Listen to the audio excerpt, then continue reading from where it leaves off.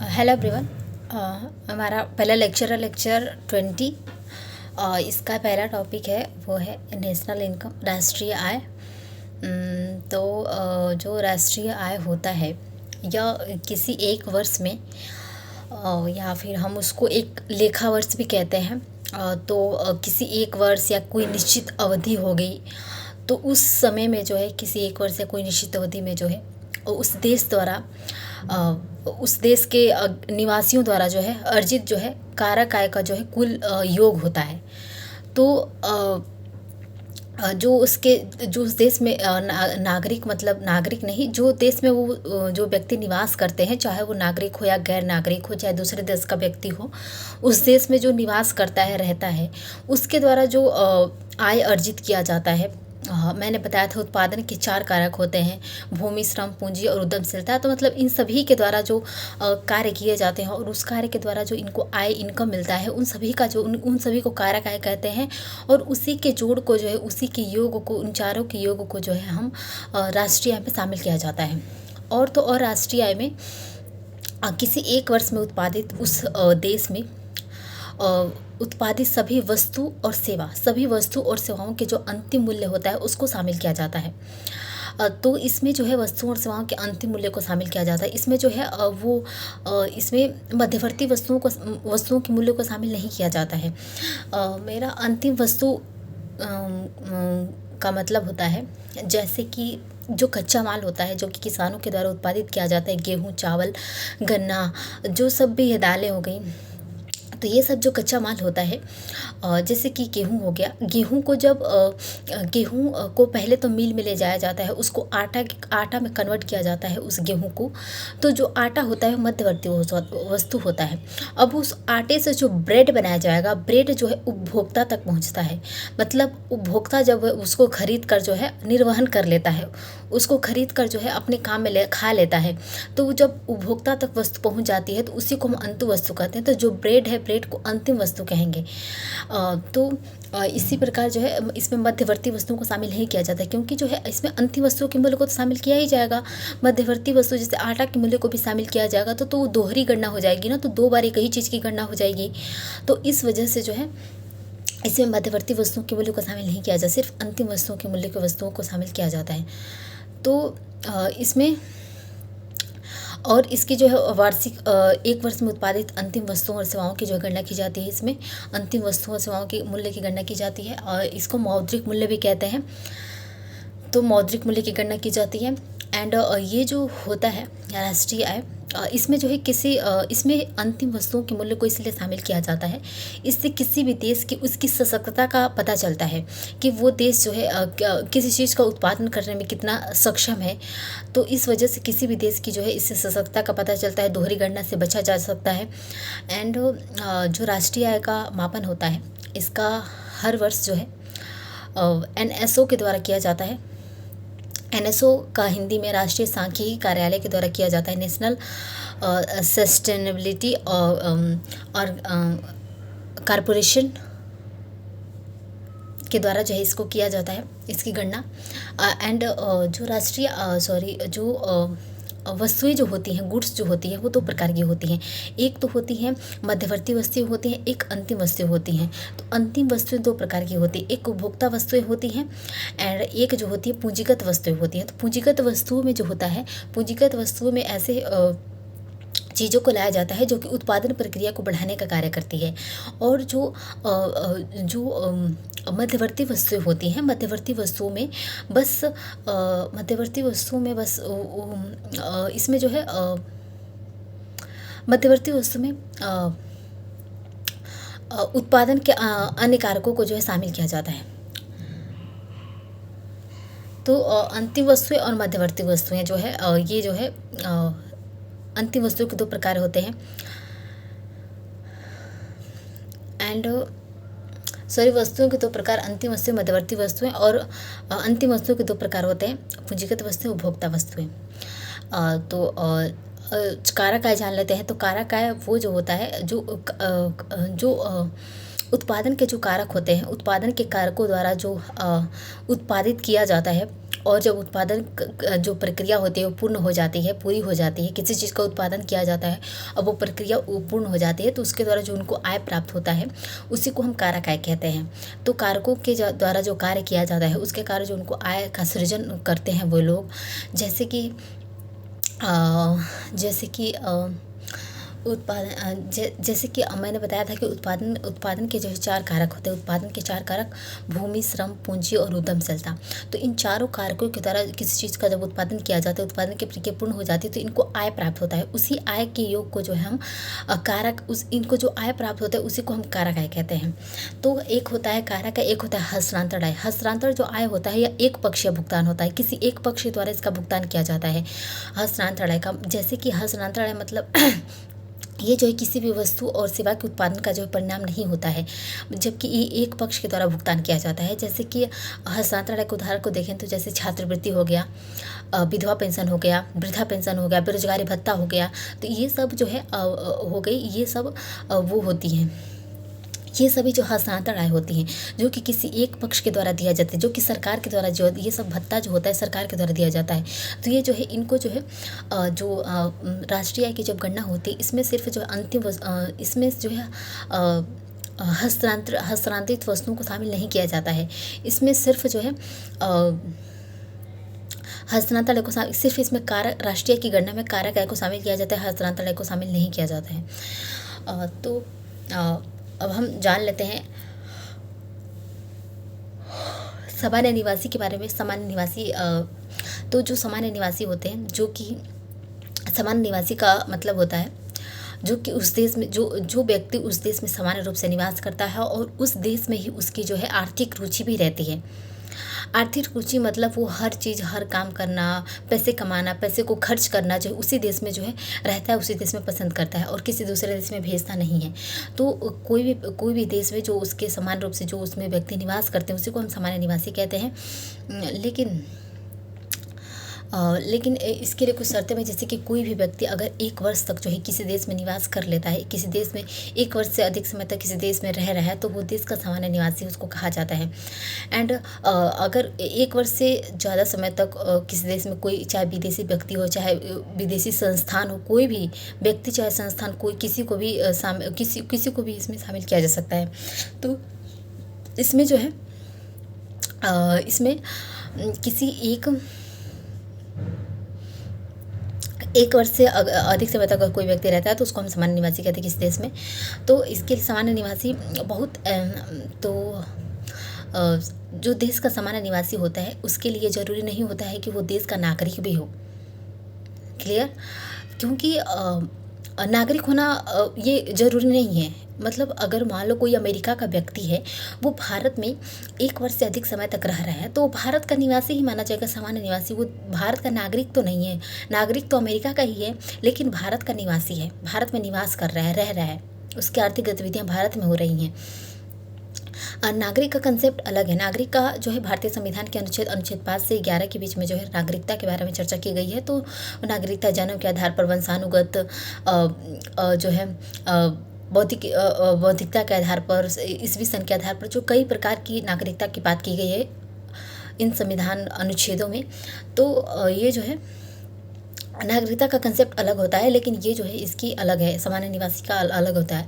तो सामान्य निवासी में वे लोग शामिल नहीं किए जाते हैं, जैसे कि कोई व्यक्ति हो गया, कोई अमेरिका का कोई विदेशी हो गया, वो भारत में मनोरंजन के लिए, चिकित्सा के लिए आया है, अपने अवकाश का समय बिताने के लिए आया है, पर्यटक के उद्देश्य से आया है। तो इस सभी के कार्य के लिए जो विदेशी आते हैं भारत में, उनको हम सामान्य निवासी नहीं मानते हैं, क्योंकि वो जो है इस कार्य के लिए आते हैं तो कुछ महीने, कुछ हफ्ता, कुछ दिन, इसी के लिए जो है वो भारत में आते हैं, तो वो जो है भारत के सामान्य निवासी नहीं होते हैं। और कोई ऐसे विदेशी कूटनीतिज्ञ या राजनीतिज्ञ हो गया जो कि भारत में किसी उद्देश्य, किसी समझौते पर ज्ञापन के लिए आया है, किसी समझौते में शामिल होने के लिए आया है, तो वो जो है भारत का सामान्य निवासी नहीं होगा। तो ये सब जो व्यक्ति हैं भारत के सामान्य निवासी नहीं होते हैं, नहीं माना जाता है। लेकिन जो है अब हम सामान्य निवासी के बारे में हमने जान लिया कि सामान्य निवासी क्या होते हैं। तो मैंने वही बताया था कि भारत में जो भारत के जो निवासी होते हैं, भारत के निवासियों द्वारा जो 1 वर्ष में जो है अर्जित कारक आय का कुल योग जो है राष्ट्रीय आय कहलाता है। तो ये जो है यही भारत के निवासी इन्हीं निवासियों के द्वारा जो कारक आय अर्जित किया जाता है एक वर्ष में, उसको शामिल किया जाता है भारत के नेशनल इनकम में। तो अब हम जो है आर्थिक सीमा, आर्थिक समृद्धि या फिर आर्थिक विकास में जो अंतर की बात करें तो जो आर्थिक विकास होता है, आर्थिक विकास आर्थिक विकास मतलब भारत के आर्थिक समृद्धि, ग्रोथ। तो जो है आर्थिक समृद्धि मतलब आर्थिक समृद्धि में और आर्थिक विकास में अंतर की बात करें तो आर्थिक समृद्धि जो है यह एक मात्रात्मक अवधारणा होती है। इसकी गणना जो है मात्रा के आधार पर की जाती है। मात्रा मतलब 2%, 3%, 4%, तो इसके आधार पर इसको मापा जाता है। जबकि जो आर्थिक विकास है, आर्थिक विकास को जो है इसको मात्रात्मक और गुणात्मक दोनों आधार पर मापा जाता है। इसमें गुण भी देखा जाता है और इसमें मात्रा भी होती है। मतलब आर्थिक विकास का मात्रा भी होता है कि आर्थिक विकास 2%, 3%, 9% इतना हुआ है, लेकिन जो है इसमें गुण भी देखा जाता है, स्थिति भी देखी जाती है। तो जो आर्थिक विकास, आर्थिक समृद्धि है, आर्थिक समृद्धि का मापन जो है प्रति व्यक्ति आय के आधार पर किया जाता है। इसमें जो है व्यक्तियों के जो इनकम को आधार माना जाता है आर्थिक समृद्धि की गणना में।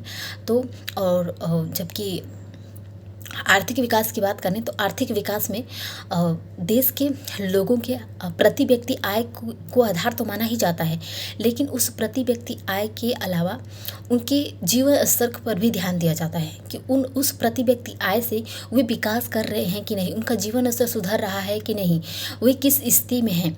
तो इसमें जो है नेशनल इनकम प्रति व्यक्ति राष्ट्रीय आय को ध्यान में रखा तो जाता है, लेकिन उनके जो है पीछे की जो स्थिति है उस राष्ट्रीय आय को प्राप्त करने के बाद उनकी जो स्थिति है वो विकास कर रहे हैं कि नहीं कर, उनके जीवन स्तर किस आधार पर है, किस स्थिति में है, इस पर भी ध्यान दिया जाता है राष्ट्रीय आर्थिक विकास में। तो इसमें ओवरऑल विकास पर भी ध्यान दिया जाता है। जबकि और आर्थिक जो समृद्धि है, आर्थिक समृद्धि जो होती है एक अल्पकालिक प्रक्रिया होती है, वो कम समय की जो है प्रक्रिया होती है। क्योंकि कभी कभी जो आर्थिक समृद्धि होता है, कभी आर्थिक समृद्धि ग्रोथ बढ़ जाती है, कभी ग्रोथ कम हो जाती है। तो मतलब ये अल्पकालिक प्रक्रिया होती है आर्थिक समृद्धि की। आर्थिक समृद्धि कभी कम भी हो सकता है, ज़्यादा भी हो सकता है। जबकि आर्थिक विकास जो है ये एक दीर्घकालिक अधिक समय तक रहने वाली प्रक्रिया होती है और एक सतत प्रक्रिया होती है, मतलब लगातार चलने वाली होती है। तो आर्थिक जो विकास होता है ये चलता रहता है, सतत प्रक्रिया होती है। यह जो एंड हमने देखा कि ये दीर्घकालिक और सतत प्रक्रिया होती है। आर्थिक विकास जो है किसी भी देश में जो चलता रहता है।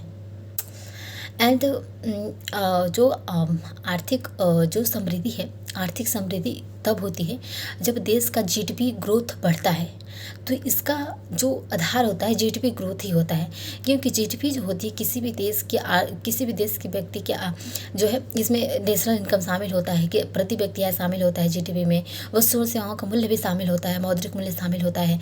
इसलिए जो है जीडीपी ग्रोथ जो है जीडीपी ग्रोथ जब अधिक होगी तो हम मानते हैं कि आर्थिक समृद्धि हो रही है। एंड इसके लिए जो है आर्थिक जो समृद्धि है, आर्थिक समृद्धि के लिए जीडीपी ग्रोथ होना अनिवार्य होता है। एंड इसके लिए जो देश की आर्थिक गतिविधियाँ होती हैं, आर्थिक गतिविधियों को सुधारना होता है। आर्थिक गतिविधियों को सुधार कर जो हम आर्थिक समृद्धि कर सकते हैं। एंड इसके लिए आर्थिक समृद्धि के लिए इसका वर्तमान में देखें स्थिति, तो वर्तमान में IMF के द्वारा जो है ये अनुमान लगाया गया था कि भारत का जो है जीडीपी जो है लगभग 6% की जीडीपी रहेगी। जो 6% जीडीपी जो है ये अंतर्राष्ट्रीय स्तर पर तुलना के स्तर पर किया जाए तो भारत का औसत जो जीडीपी है वो अंतर्राष्ट्रीय स्तर पर भी जो अच्छा है 6%। तो इस प्रकार देखा गया है। तो वर्तमान में देखा जाए तो भारत का आर्थिक समृद्धि जो है, आर्थिक समृद्धि बढ़ रहा है, जीडीपी ग्रोथ बढ़ रहा है। एंड जो आर्थिक विकास की बात करें तो आर्थिक विकास में जो है इसका बात करें तो आर्थिक विकास में इसका जो मापन होता है लोगों के जीवन स्तर से मापा जाता है कि देश में कुपोषण, बेरोजगारी, गरीबी, इस प्रकार की जो समस्याएं होती हैं, असमानता, इस प्रकार इन सभी समस्याओं को जो है हल करना होता है आर्थिक विकास में।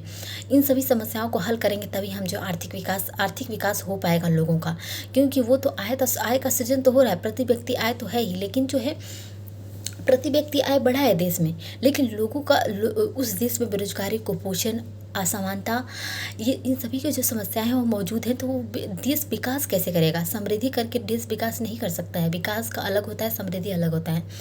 तो जो आर्थिक विकास होता है, आर्थिक विकास में देश की जो है सामाजिक आर्थिक जो स्थिति होती है उसको ध्यान में रखा जाता है, समाज को ध्यान में रखा जाता है, उसकी आर्थिक स्थिति को भी ध्यान में रखा जाता है। तो इस प्रकार जो है किसी भी देश, कोई भी देश विकास करता है।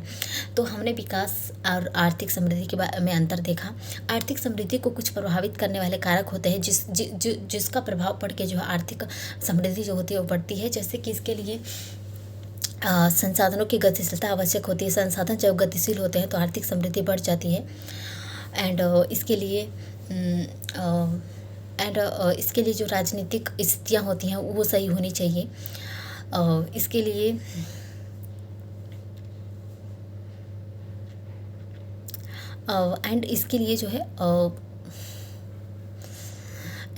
लिए हमारी जो देश की जो स्थिति है, सामाजिक स्थिति है, उसको ध्यान में रखा जाता है। और जो आर्थिक समृद्धि को प्रभावित करने वाले जो इसके लिए जीडीपी ग्रोथ को ध्यान में रखा जाता है। देश में जो वसूल सेवाओं की जो स्थिति होती है उसको नापा जाता है, देखा जाता है। एंड संगठित वित्तीय बाजार, संगठित जो वित्तीय बाजार है, संगठित वित्तीय बाजार में वृद्धि करके और इसके लिए और संगठित वृद्धि करके आधुनिक जो गतिविधियाँ होती हैं, आधुनिक तकनीक एवं नवाचार का प्रयोग करके हम कर सकते हैं। जनसंख्या का नियंत्रण कर सकते हैं। जनसंख्या का नियंत्रण करके जो हम आर्थिक समृद्धि कर पाएंगे। बचत एवं निवेश को प्रोत्साहित करके बचत व निवेश दर को बढ़ाकर हम कर सकते हैं। व्यापार में जो अधिक रुचि लेकर हम इसका विकास कर सकते हैं। मानव पूंजी का विकास करके, मानव पूंजी निर्माण करके। मानव पूंजी मतलब होता है जैसे कि शिक्षक, डॉक्टर, ये सब जो है मानवीय पूंजी होते हैं, मानवीय पूंजी के स्रोत होते हैं। तो ये सब जो इन सभी में वृद्धि करके हम जो है आर्थिक समृद्धि कर पाएंगे। पूंजी उत्पादन करने की जो अनुपात है उसमें सुधार करके जो हम आर्थिक समृद्धि को प्रभावित कर सकते हैं। तो ये सभी कारणों के से जो है हम आर्थिक समृद्धि देश में कर सकते हैं अगर हम इन पर ध्यान केंद्रित करें तो। नेक्स्ट हमारा टॉपिक है वो है राष्ट्रीय आय की जो है गणना का महत्व क्या है। राष्ट्रीय आय की गणना जब की जाती है तो इसका महत्व क्या होता है? तो इसका महत्व ये होता है कि इससे हमारी जो देश की आर्थिक जो गतिविधियाँ होती हैं वो उन सभी के बारे में पता चलता है। आर्थिक गतिविधियों को हम देख पाते हैं, समझ पाते हैं। और दूसरा इसकी गणना का महत्व ये होता है कि इससे जो संरचनात्मक जो परिवर्तन होता है, जो अर्थव्यवस्था में दिखती है, देश में दिखती है, उन सभी परिवर्तनों के बारे में जो है इस पर जो है देखा जाता है। तो इसमें जो है जो संरचनात्मक परिवर्तन होते हैं उनको देखा उसमें लाभ होती है संरचना परिवर्तन को देखने में। और इससे जो हमारे देश की आर्थिक विकास हो गया, आर्थिक समानता हो गई। तो ये आर्थिक विकास और आर्थिक समानता को मापने में जो है सहायता करती है कि देश के नीतिगत जो निर्णय होते हैं, नीतिगत जो योजनाएं होती है, उनको बनाने में जो आर्थिक राष्ट्रीय आय की जो गणना होती है वो जो है हमें हेल्प करती है, मदद करती है। राष्ट्रीय आय की मदद से हम किसी दूसरे अंतर्राष्ट्रीय स्तर पर जो है दूसरे देशों से जो हम तुलना करने में जो सक्षम हो पाते हैं, उन दूसरे देशों से तुलना कर पाते हैं अच्छे ढंग से कि हमारी अर्थव्यवस्था की स्थिति क्या है अंतर्राष्ट्रीय स्तर पर। तो राष्ट्रीय आय जो है, राष्ट्रीय आय गणना के जो हमारे कई लाभ मिलते हैं। राष्ट्रीय आय गणना से जो है हमें नीतिगत निर्माण में सहायता मिलती है। तो ओवरऑल आर्थिक असमानता को मापने में जो है हमें मदद मिलती है। तो इस प्रकार राष्ट्रीय आय की गणना की जाती है। इसलिए और इसमें जो है राष्ट्रीय आय की गणना में हम घरेलू सीमा या फिर जो है आर्थिक सीमा की बात करें तो जो घरेलू सीमा होता है इसका तो अलग कंसेप्ट है। घरेलू सीमा का मतलब हम यही समझते हैं देश का जो राजनीतिक बाउंड्री होता है, राजनीतिक जो सीमा होता है उस देश की घरेलू सीमा कहते हैं।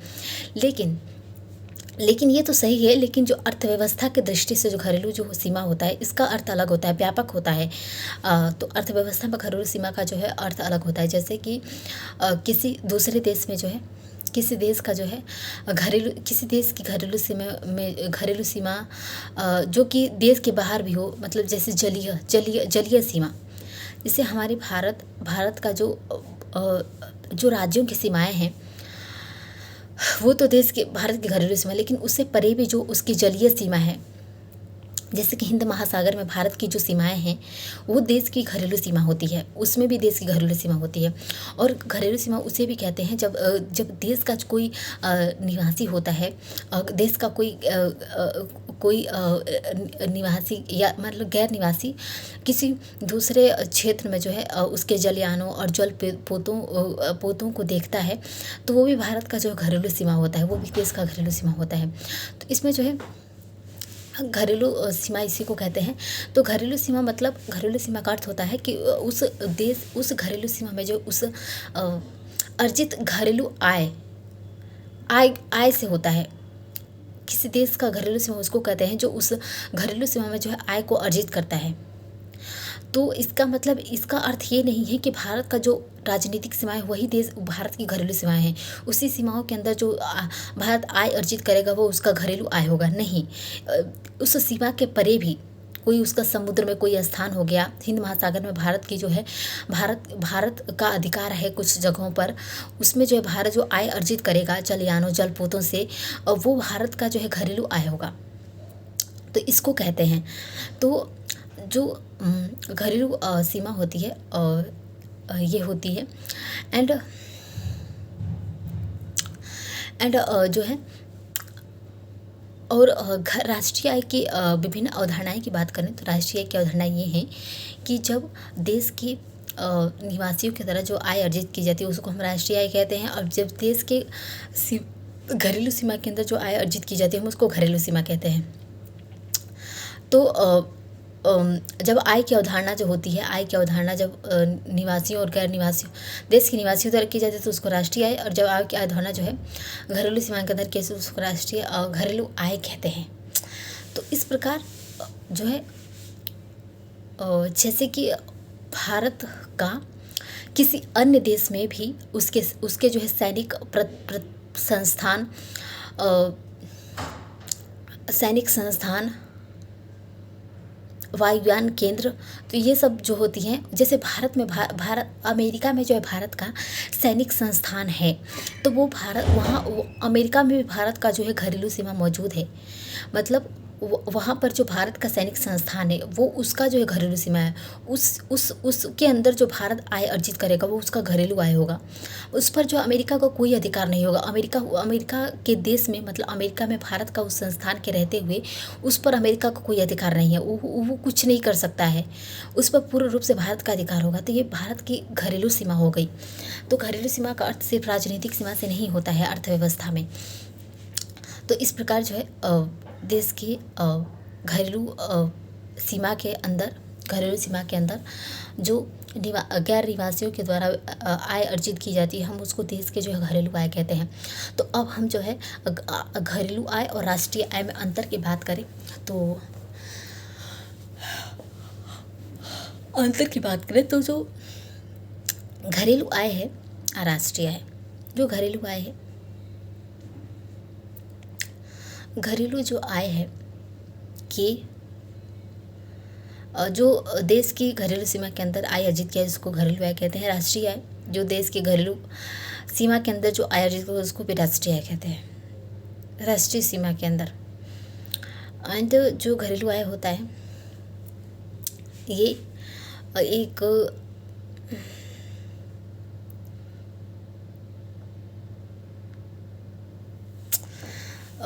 जो घरेलू आय होता है ये इसमें जो है घरेलू सीमा में जो देश के घरेलू सीमा के अंदर जो गैर निवासियों के द्वारा जो आय अर्जित किया जाता है, तो गैर निवासियों के द्वारा घरेलू सीमा में जो है जो कारक अर्जित किया जाता है उसको जो है घरेलू आय में शामिल किया जाता है। लेकिन राष्ट्रीय आय में जब गैर निवासियों के द्वारा जो आय अर्जित कारक आय को जो है इसमें शामिल नहीं किया जाता, जो गैर निवासी होते हैं उनके द्वारा जो कारक आय शामिल नहीं किया, इसमें जो है निवासी होना जरूरी होता है देश का राष्ट्रीय आय की गणना में।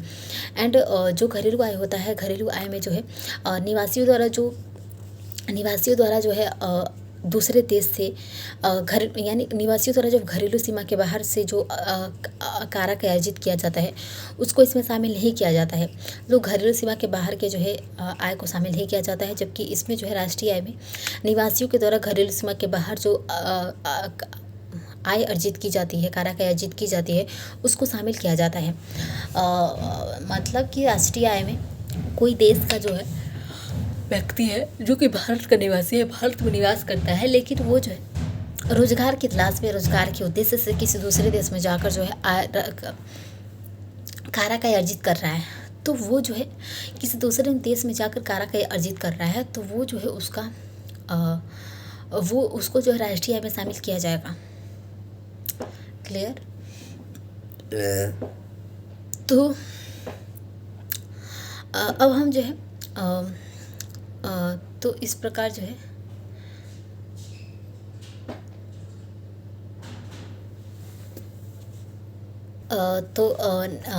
जो है राष्ट्रीय आय की फार्मूला की बात करें तो राष्ट्रीय आय बराबर घरेलू आय, और राष्ट्रीय आय बराबर घरेलू आय माइनस गैर निवासियों के द्वारा जो है अर्जित कारक आय माइनस निवासियों के द्वारा घरेलू सीमा के बाहर जो है अर्जित कारक आय होता है। तो इसमें जो है राष्ट्रीय आय माइनस गैर निवासियों के द्वारा जो है अर्जित कारक आय प्लस निवासियों के द्वारा जो है घरेलू सीमा के बाहर अर्जित कारक आय जो है ये जो है राष्ट्रीय आय का फार्मूला होता है। तो नेक्स्ट है साधन लागत और साधन लागत और बाजार मूल्य में अंतर। तो साधन लागत और बाजार मूल्य में अंतर की बात करें तो जो साधन लागत होता है, साधन लागत वो मूल्य होती है जिस पर जो है किसी उत्पादन शामिल होता है। तो ये वस्तु और सेवा होती है जिस पर उत्पादन की जो है लागत शामिल होती है, उसको हम जो साधन लागत कहते हैं। उत्पादन करने में जो जितना लागत लगी होती है, पैसे लगे होते हैं, उसको जो है उसी को हम साधन लागत कहते हैं। जबकि बाजार मूल्य वो होता है, बाजार मूल्य जिस मूल्य पर जो है वो वस्तु जो है बाजार में बेची जाती है। तो जिस मूल्य पर वो वस्तु किसी बाजार में अर्थात साधन लागत में बाजार में बेची जाती है, उसको जो है हम बाजार मूल्य कहते हैं। तो बाजार मूल्य में जो है बाजार मूल्य में निवल अप्रत्यक्ष कर को शामिल नहीं किया जाता है। तो निवल अप्रत्यक्ष कर होता है, अप्रत्यक्ष कर माइनस सब्सिडी को जो घटाते हैं, अप्रत्यक्ष कर में यानी टैक्स में से सब सब्सिडी को हम घटा देते हैं। तो टैक्स में से हम जब सब्सिडी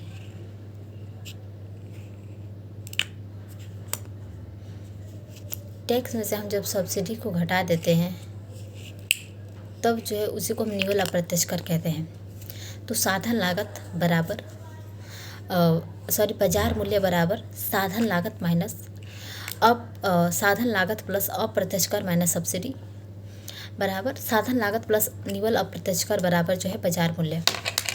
ये जो इसका फॉर्मूला होता है। एंड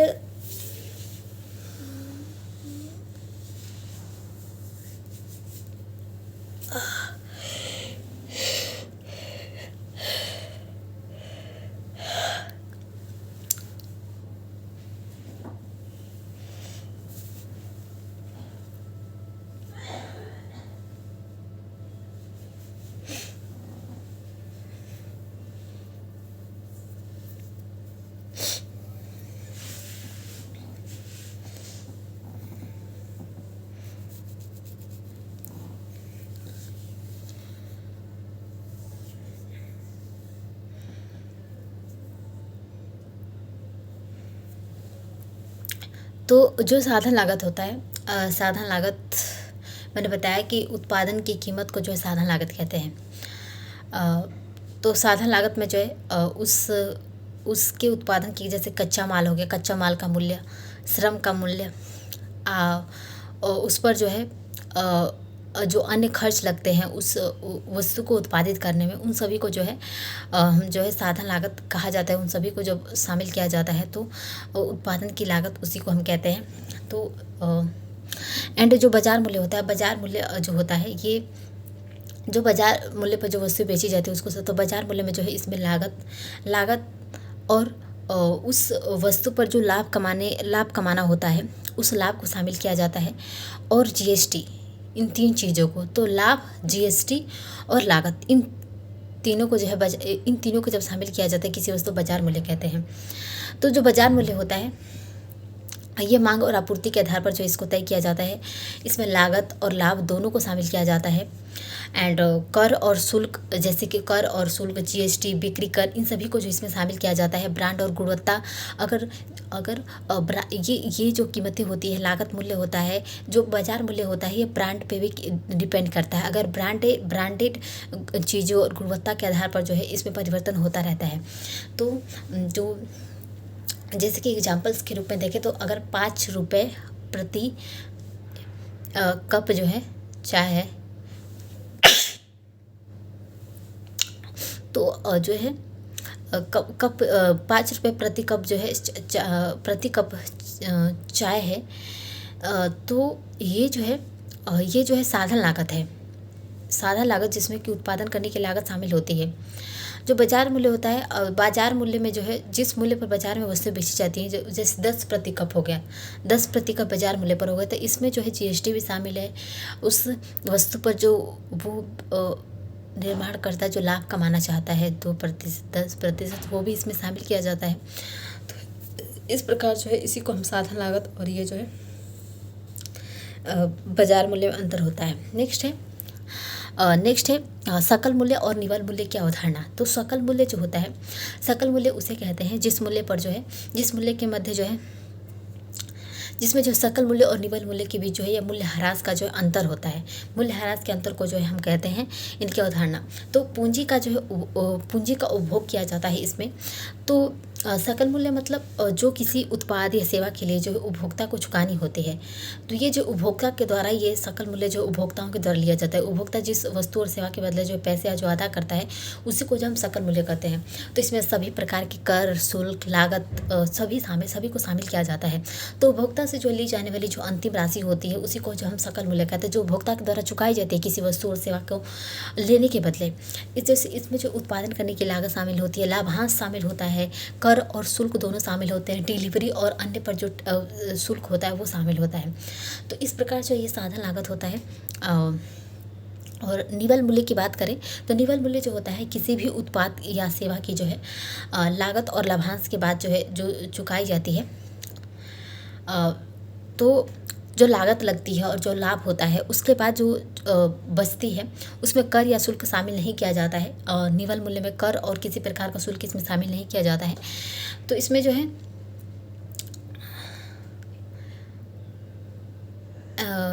तो निवल मूल्य जो होता है, जैसे कि मोटर एग्जाम्पल की बात करते हैं, जैसे कि मोटरसाइकिल की जो कीमत है, मोटरसाइकिल की कीमत 1 लाख रुपए है, इसका शुद्ध मूल्य है। इसका जो सकल मूल्य है वो इसका जो निवल मूल्य है वो 1 लाख रुपए है, जिसमें निर्माण करने की लागत और लाभ शामिल है। इसमें जो है टैक्स शामिल नहीं होता है शुद्ध निवल मूल्य में। जबकि जो सकल मूल्य की बात करें तो सकल मूल्य में जो है कीमत 1,18,000 हो गया। तो 1,18,000 जो हो गया, इसमें निवल मूल्य में जो है निर्माण लागत और लाभ और प्लस जीएसटी शामिल हो जाता है। तो इस प्रकार जो है निवल मूल्य और सकल मूल्य की अवधारणा ये होती है। निवल मूल्य में जो जीएसटी शामिल नहीं होता है, जबकि सकल मूल्य में जीएसटी शामिल होता है। तो ये जो है एंड इसकी जैसे कि बात करें तो निवल मूल्य बराबर जो है सकल मूल्य माइनस मूल्य ह्रास। तो सकल मूल्य से मूल्य ह्रास को जो घटा देते हैं, मूल्य ह्रास मतलब जीएसटी को जो घटा देते हैं, तो हमें जो है निवल मूल्य प्राप्त होता है। एंड नेक्स्ट जीडीपी एमपी को बात करें तो ग्रॉस डोमेस्टिक प्रोडक्ट जो है मार्केट प्राइस।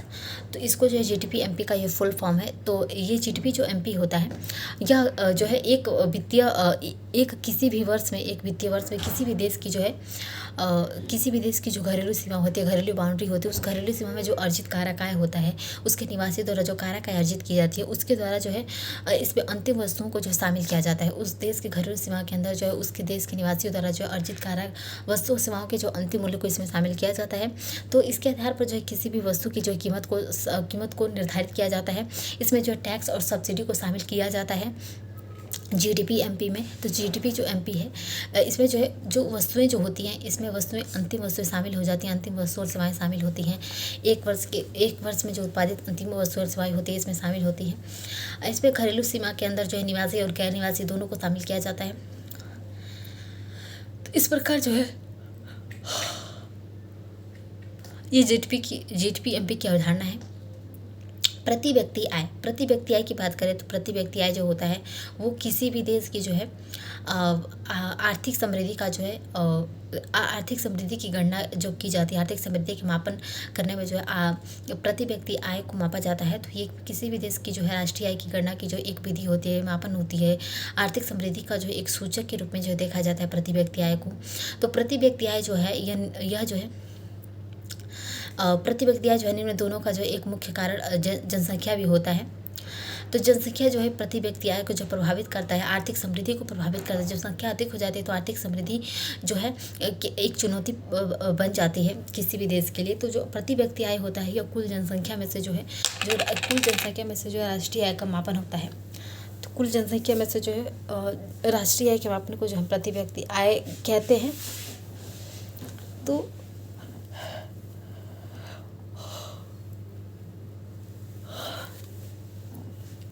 प्रति व्यक्ति आय जो किसी दूसरे देश की तुलना करने के लिए भी किसी दूसरे देश की तुलना अंतर्राष्ट्रीय स्तर पर जो इसकी मान्यताओं को निर्धारित करने के लिए एक जो इसको सूचक के रूप में भी देखा जाता है। एंड नेक्स्ट है वास्तविक जीडीपी। वास्तविक जीडीपी की बात करें, रियल जीडीपी, तो वास्तविक जो जीडीपी होती है, वास्तविक जीडीपी उसे कहते हैं जो कि उस देश की जो है आधार वर्ष पर आधारित होती है। तो वास्तविक जीडीपी की जो गणना होती है, रियल जीडीपी की गणना जो है किसी देश में जो है उत्पादित वस्तुओं और सेवाओं के जो है उसके जो आधार वर्ष के आधार पर जो इसकी गणना की जाती है। आधार वर्ष मतलब एक आधार वर्ष तय किया जाता है, उसके आधार पर इसकी गणना की जाती है। एक होता है मौद्रिक जीडीपी। तो जो मौद्रिक जीडीपी होता है ये किसी भी एक देश में, किसी भी एक अर्थव्यवस्था में मौद्रिक जीडीपी जो होता है यह चालू कीमतों पर इसकी गणना की जाती है। तो ये जो चालू कीमत यानी वर्तमान आधार पर इसकी गणना की जाती है। इसमें जो है मतलब इसमें जो है वो नहीं शामिल किया जाता है, चालू कीमतों को शामिल किया जाता है। इसमें चालू कीमतों को शामिल किया जाता है। इसमें आधार वर्ष के आधार पर जो है गणना नहीं की जाती है। एंड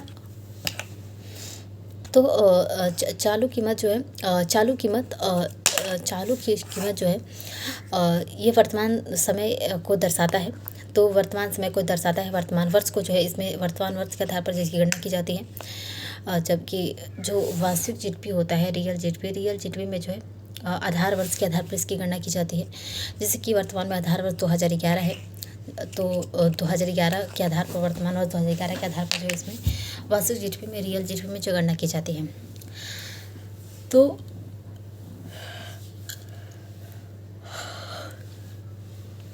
तो जो मौद्रिक जीडीपी जो होता है, तो मौद्रिक जीडीपी में जो है मौद्रिक जीडीपी जो है निम्नलिखित कारणों से जो है इसको जो है देखा जाता है। निम्नलिखित कारणों से हो सकती है मौद्रिक जीडीपी।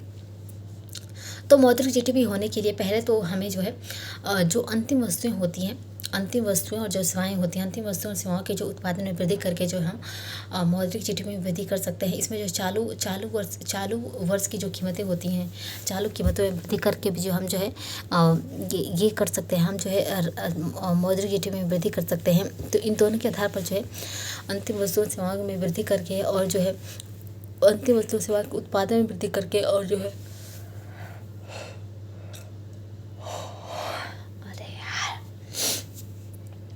वृद्धि करके और उत्पादन में वृद्धि करके और जो चालू कीमतों में वृद्धि करके हम जो किसी भी देश की जो जीडीपी में वृद्धि कर सकते हैं। एंड इसकी बात करें और जो है इससे जो हम वास्तविक जीडीपी में वृद्धि तभी कर पाएंगे यदि हम उत्पादन की जो मात्रा होती है, अगर हम उत्पादन करने की मात्रा को अगर हम बढ़ा देते हैं, स्थिर उत्पादन करने की जो मात्रा जो होती है वो स्थिर हो जाए, तो जो है जीडीपी में जो है वृद्धि हो सकती है। एंड जो है जबकि जो वास्तविक जीडीपी होती है, वास्तविक जीडीपी में वृद्धि जो है केवल तभी हो सकती है जब उत्पादन की जो मात्रा होती है उसको बढ़ाई जाए। उत्पादन की करने की जो दर होती है उसको बढ़ा के जो हम वास्तविक जीडीपी में वृद्धि कर सकते हैं। तो वास्तविक जीडीपी में जो है जितनी अधिक वृद्धि होगी, हमारी जो अर्थव्यवस्था की जो ग्रोथ होगी, बाजार में वस्तुओं सेवाओं का जो उत्पादन होगा उतनी ही अधिक जो है तेज़ी से होगा, उतनी अधिक तेज़ी से वृद्धि होगी। तो इस प्रकार जो है वास्तविक जीडीपी में वृद्धि और जो है रियल जीडीपी में वास्तविक जीडीपी और मौद्रिक जीडीपी में वृद्धि दोनों के कारणों से जो है मौद्रिक जीडीपी प्रभावित होती है। तो इससे जो है संसाधनों की गतिशीलता जो होती है उसमें जो सुधार हो जाता है और कारक आय में जो है वृद्धि हो जाती है। तो जब मौद्रिक जीडीपी में वृद्धि होती है तो हमारे संसाधन गतिशील हो जाते हैं।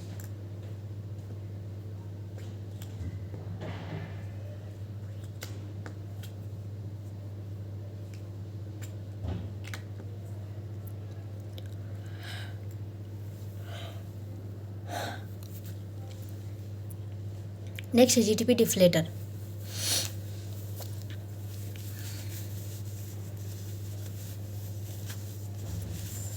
तो जो जीडीपी डिफ्लेटर होता है, जीडीपी डिफ्लेटर के बारे में मैंने जो है मुद्रास्फीति में बताया था, मुद्रास्फीति की गणना में बताया था। तो जीडीपी जो डिफ्लेटर है यह मौद्रिक जीडीपी तथा वास्तविक जीडीपी का जो है अनुपात होता है। एंड यह जो है जो जीडीपी डिफ्लेटर यह दिखाता है कि किसी भी अर्थव्यवस्था में जो है कीमत स्तर में परिवर्तन के कारण उसकी जीडीपी में कितना परिवर्तन हुआ है। तो जब कीमतें बढ़ती हैं यानी मुद्रास्फीति में जब परिवर्तन होता है, मुद्रास्फीति जब अधिक होती है तो उस देश की जीडीपी पर क्या प्रभाव पड़ता है। तो यह जो मुद्रास्फीति की गणना की जो एक विधि होती है जीडीपी डिफ्लेटर, जिसके आधार पर जो किसी भी देश की अर्थव्यवस्था में जो है उसकी स्थिति, मौद्रिक स्थिति को जो है मापा जाता है। जो जीडीपी डिफ्लेटर जो है कीमत सूचकांक विधि होती है। तो कीमत सूचकांक विधि की तुलना में जो मुद्रास्फीति गणना जो अधिक जो है व्यापक तरीका होती है। तो जो प्राइस इंडेक्स मेथड है, प्राइस इंडेक्स मेथड से भी जो है अधिक व्यापक जो है जीडीपी डिफ्लेटर होती है, जिसके आधार पर हम मुद्रास्फीति की गणना की जाती है। तो क्योंकि जो है जीडीपी जो डिफ्लेटर है इसके अंतर्गत जो है उस देश की घरेलू सेवा में उत्पादित जो है अंतिम वस्तुओं और सेवाओं को जो है शामिल किया जाता है। जबकि कीमत सूचकांक विधि में जो है केवल कुछ चुनिंदा सेलेक्टेड वस्तुओं और सेवाओं को जो है शामिल किया जाता है।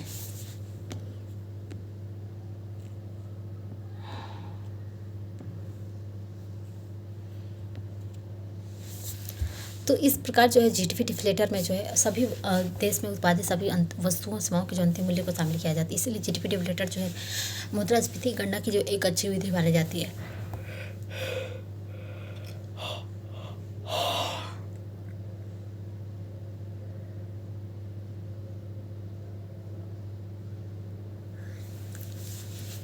तो राष्ट्रीय की गणना में परिवर्तन की बात करें तो वर्तमान समय में जो है राष्ट्रीय की गणना में कुछ परिवर्तन किया गया है। पहले राष्ट्रीय गणना की कुछ अलग आधार पर की जाती है। तो वर्तमान समय में राष्ट्रीय की गणना में परिवर्तन की बात करें तो VN United Nations system of national जो है अकाउंट्स के जरिए, अकाउंट 2008 के जरिए जो है 2008 के जरिए इनकी सिफारिशों को जो लागू करने के लिए तथा जो अर्थव्यवस्था में जो है आंकड़ों की समीक्षा करने के लिए जो है राष्ट्रीय आय की जो है गणना की गई। राष्ट्रीय आय की गणना में निम्नलिखित परिवर्तन किए गए ताकि जो है इस यूनाइटेड नेशंस की सिफारिश के आधार पर जो है राष्ट्रीय गणना में परिवर्तन किए गए। तो इसकी गणना जो है गणना के लिए पहले जो आधार वर्ष 2005 था, जबकि वर्तमान समय इसके लिए आधार वर्ष 2011-12 बना दिया गया है। पहले जो जीडीपी की जो गणना की जो विधि थी, इस नई श्रृंखला में जो जीडीपी की गणना के लिए जो साधन लागत को आधार माना गया है। साधन लागत के बजाय जो इसमें बाजार मूल्य पर जो है वर्तमान समय में अब बाजार मूल्य पर जो है जीडीपी की गणना की जाएगी, ना कि साधन लागत पर। मैंने साधन लागत और बाजार मूल्य बताया था। तो बाजार मूल्य पर जो है जीडीपी की जो गणना होगी, केवल जो है बाजार मूल्य पर जो जीडीपी गणना की जाएगी उसको जो केवल जीडीपी कहा जाएगा। एंड